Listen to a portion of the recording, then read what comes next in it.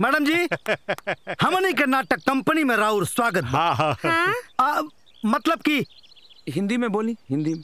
हाँ, मतलब यह है कि लगे हमारे यहाँ आपका स्वागत है। Thank you, thank you, thank you. अच्छा, आज मेरा यहाँ पर पहला दिन है, तो बताइए कहाँ से शुरुआत करें? अब भोजपुरी से शुरू कर। नहीं, हमारा मतलब है भोजपुरी से शुरू करते हैं। ओके बाबा सिखाओ।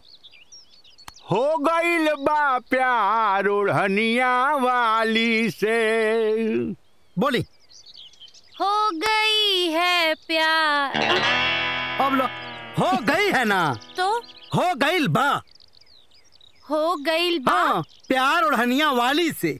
प्यार ओढ़ने वाले से। अरे बाप रे, क्या ओढ़निया वाली से। हो गईल बा प्यार ओढ़निया वाली से। हो गईल बा प्यार ओढ़निया वाली से।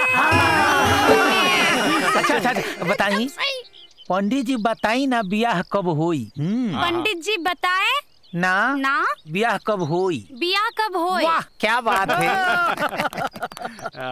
अच्छा मैडम, अभी बोलिए। गईल भैंसिया पानी में। गईल भैंसिया पानी में। गईल भैंसा पानी में।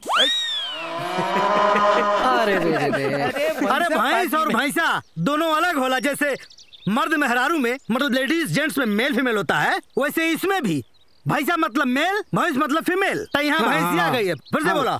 गईल भैंसिया पानी में। गईल भैंसिया पानी में।